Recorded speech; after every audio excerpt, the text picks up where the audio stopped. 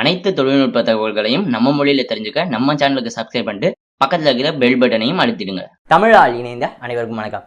Budget செக்மெண்ட்ல ஒரு iPhone. So இது பார்த்தோம் அப்படின்னா ஐஃபோன் எஸ்சி அப்படிங்கிற ஒரு செக்மெண்ட், ஒரே ஒரு ஜென்ரேஷன் மட்டும்தான் வந்துச்சு. OnePlus உடைய OnePlus X மாதிரி. பட் அதை தாண்டி பார்த்தோம் அப்படின்னா அந்த ஐஃபோன் எஸ்சியை இன்னைக்கு வரையும் சேல் பண்ணுறாங்களே ஒழிய, பட் இந்த ஒரு ஐஃபோன் எஸ்சியுடைய அடுத்த ஜென்ரேஷன் வரணும் அப்படிங்கிற பல பேருடைய கனவாக வந்து இருந்திருக்கு. ஆப்பிள் ஃபேன்ஸ் மட்டும் இல்லாத எல்லா விதமான ஸ்மார்ட் ஃபோன் யூசர்ஸுக்கும் பட்ஜெட் செக்மெண்ட்டில் ஒரு ஆப்பிளுடைய ஐஃபோன் வராதா அப்படிங்கிறது ஒரு கனவாகவே தான் வந்து இருந்துட்டு இருக்கு. பட் இந்த ஐஃபோன் எஸ்சியுடைய அடுத்த ஜென்ரேஷனாக வரப்போகிற ஐஃபோன் எஸ்சி 2 இல்லை அப்படின்னா ஐஃபோன் எஸ்சி எக்ஸ். ஸோ இதை இவங்க எப்படி அழைக்கிறாங்க அப்படின்னு சொல்லி தெரியல. பட் இந்த ஐஃபோன் எஸ்சி 2 பற்றி பல்வேறு லீக்ஸ், பல்வேறு ரூமர்ஸ் நம்மளால் பார்க்க முடியுது. மேலும் அதை வந்து ஆப்பிள் வந்து கூடிய சீக்கிரம் லான்ச் பண்ணலாம் அப்படிங்கிற போலையும் ஒரு சில தகவல்கள் வந்து இருந்துட்டு இருக்கு.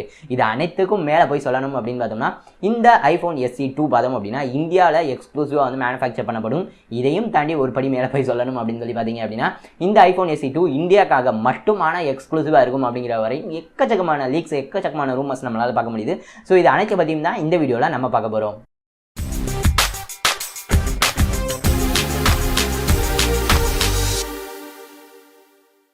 IPhone SC 2. ஸோ இந்தியாவில் பார்த்தோம் அப்படின்னா இன்றைக்கி வரையுமே ஐஃபோனுடைய ஒரு 3 ஜென்ரேஷன் தள்ளி வந்த ஐஃபோன்ஸ், ஐஃபோன் எஸ்சி இதெல்லாம் இன்றைக்கு வரையுமே வந்து நல்லாவே வந்து சேல் ஆகிட்டு இருக்கு அப்படிங்கிறது யாராலையும் மறக்க முடியாத உண்மை. ஸோ இந்தியாவில் தான் இந்த மெயினாக வந்து ஐஃபோன் எஸ்சி வந்து மேனுஃபேக்சரிங் பண்ணுவாங்க, ஐஃபோன் எஸ்சி 2 வந்து மேனுஃபேக்சரிங் பண்ணுவாங்க அப்படிங்கிற போல பல்வேறு டாக்ஸ் வந்து இருந்துட்டு இருக்கு. பட் ஒரே ஒரு ரூமர் அடிப்படையில் பார்த்தோம் அப்படின்னா இது வந்து இந்தியாக்காக எக்ஸ்க்ளூசிவாக இருக்கும், இந்தியாவில் மட்டுமே தான் ஐஃபோன் எஸ்சி 2 சேல் பண்ணுவாங்க அப்படிங்கிற போல ஒரு தகவல் வந்து இருக்குது. இது வந்து மோஸ்ட்லி வந்து நடைமுறைக்கு வராது. அப்படி வந்துச்சு அப்படின்னாக்கா ஆப்பிள் வந்து ஒரு குறிப்பிட்ட நாட்டுக்காக ஒரு குறிப்பிட்ட ஸ்மார்ட் ஃபோன் அனௌன்ஸ் பண்ணுற முதல் முறை இதுவாக தான் இருக்கும் அப்படிங்கிற வந்து குறிப்பிடத்தக்கது.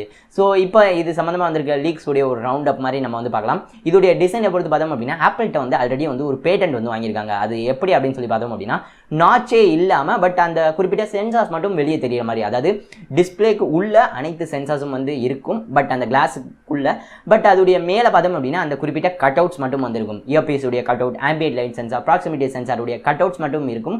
பட் அதை சுற்றிலும் வந்து டிஸ்பிளே வந்து இருக்கும். நாச் மாதிரி வந்து இல்லாதபடி ஒரு பேட்டன்ட் வந்து ஆப்பிள் வாங்கியிருக்காங்க. இது சம்மந்தமாக இந்த டிசைனில் வந்து ஐஃபோன் எஸ்சி 2 வர மாதிரி ஒரு லீக் நம்மளால் பார்க்க முடியுது. பட் அது மோஸ்ட்லி வந்து நிஜ வாழ்க்கைக்கு வராது அப்படிங்கிறதான் என்னுடைய கருத்து.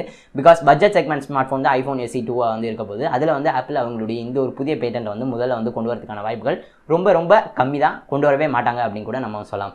ஸோ ஐஃபோன் எஸ்சி 2 எப்படி இருக்க போகுது அப்படின்னு சொல்லி கேட்டிங்க அப்படின்னா, டிசைனை பொறுத்தவரையும் கிட்டத்தட்ட பார்க்க ஐஃபோன் எஸ்சி மாதிரியே தான் வந்து இருக்க போது.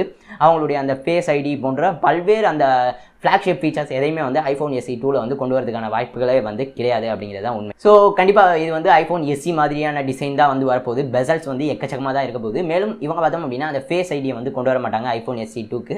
ஸோ டச் ஐடி தான் வந்து ஐஃபோன் எஸ்சி 2ல வந்து தொடர போகுது. ஸோ இதுதான் டிசைன் சம்மந்தமாக. இதை தாண்டி மேஜாரிட்டியான ஒரு மாற்றமாக இருக்க போகிறது பார்த்தோம் அப்படின்னா பேக் தான். ஸோ ஐஃபோன் எஸ்சி 2 பார்த்தோம் அப்படின்னா கிளாஸ் பேக்கோட வரும். ஸோ இந்த விதத்தில் வயர்லெஸ் சார்ஜிங் வந்து எனேபிள் ஆகிறதுக்கான வாய்ப்புகள் வந்து இருக்குது அப்படிங்கிற போல தகவல்கள் நம்மளால் பார்க்க முடியுது. இதுக்கு அடுத்து டிஸ்பிளே அப்படின்னு பார்த்தோம்னா 4.2 இன்ச் HD ரெட்டினா டிஸ்பிளே வந்து பயன்படுத்துவாங்க அப்படிங்கிற போல ரூமர்ஸ் வந்து வந்துட்டுருக்கு.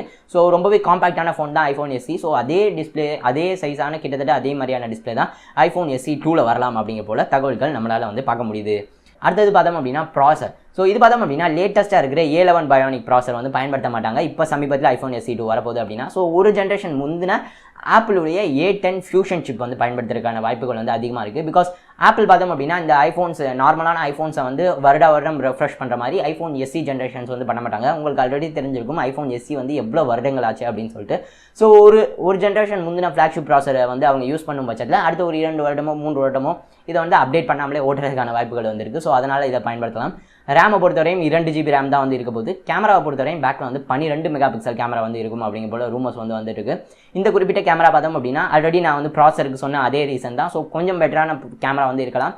ஒரு ஜென்ரேஷன் வந்து ஐஃபோன் 7 உடைய கேமரா இருந்தாலும் ஆச்சரியப்படுறதுக்கு இல்லை அப்படின்னு தான் நம்ம வந்து சொல்லணும். ஸோ 12 மெகா பிக்சல் கேமரா வரப்போகுது அப்படின்னு சொல்லி ரூமர்ஸ் வந்து வந்துட்டு இருக்கு. கடைசியில் பேட்டரி அப்படின்னு சொல்லி பார்த்தோம் அப்படின்னா முந்தைய ஜென்ரேஷன் ஐஃபோன் எஸ்சியோட 100 mAh அதிகமாக 1750 mAh தான் இந்த ஐஃபோன் எஸ்சி 2 வரும் அப்படிங்கிற போல ரூமர்ஸ் வந்து வந்துட்டு இருக்கு. கடைசியாக விலை. ஸோ இது பார்த்தோம் அப்படின்னா இப்போ வரையும் எந்த ஒரு குறிப்பிட்ட அஃபிஷியலான லீக்ஸும் நம்மளால் பார்க்க முடியல. பட் ஒரு சில ரூமர்ஸ் அடிப்படையில் பார்த்தோம் அப்படின்னா 25,000 30,000 வந்து வரலாம். பிகாஸ் இது இந்தியாவிலே மேனுஃபேக்சர் பண்ணி இந்தியாவில் சேல் பண்ணும் பட்சத்தில் 25,000 30,000 வரலாம் அப்படிங்கிற போல வந்து சொல்லிட்டு இருக்காங்க. 25,000 30,000 வந்துச்சு அப்படின்னா ஒரு ஸ்டெல்லரான ஒரு டீல். பல பேருடைய ஒரு கோ டு பிக்காக பல வருடங்களுக்கு வந்து இந்த ஐஃபோன் SE2 இருக்கும்.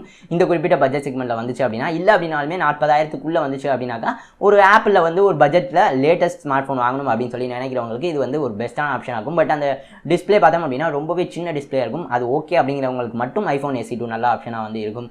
மேலும் அதையும் தாண்டி பட்ஜெட்டில் வந்து ஒரு நல்ல பெர்ஃபார்மன்ஸோட வாங்கணும் அப்படின்னு சொல்லி நினைக்கிறேன். ஆண்ட்ராய்ட் ஃபேன்ஸ்க்கும் ஒரு நல்ல ஆல்டர்னேட்டிவ் ஆப்ஷன் கிடைச்ச மாதிரியும் இருக்கும் அப்படிங்கிறத என்னுடைய கருத்து.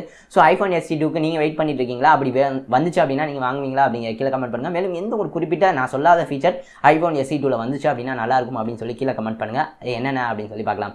ஸோ இந்த வீடியோ பிடிச்சிருந்தா இந்த வீடியோ மறந்தாமல் லைக் பண்ணுங்கள். ஸோ ஐஃபோன் SE2க்கு நீங்கள் வெயிட் பண்ணிட்டு இருந்தீங்க அப்படின்னா உங்களை மாதிரியே வெயிட் பண்ணிட்டு இருக்க அனைத்து நண்பர்களுக்கும் பயன்பட இந்த வீடியோவை ஷேர் பண்ணுங்கள். நம்ம சேனலில் நீங்கள் என்ன ஃபேஸ்புக், ட்விட்டர், இன்ஸ்டாகிராமில் ஃபாலோ பண்ணல அப்படின்னா பலவிதமான தொழில்நுட்ப அப்டேட்ஸ்க்கு அங்கே எல்லாம் மறந்துடாமல் ஃபாலோ பண்ணுங்கள். டெக்ஸ்ட் அடையாருக்கு இன்னும் சப்ஸ்கிரைப் பண்ணல அப்படின்னாலும் மறந்துடாமல் சப்ஸ்கிரைப் பண்ணுங்கள். இந்த நாள் இனிய நாளாக மேட்டும். நன்றி.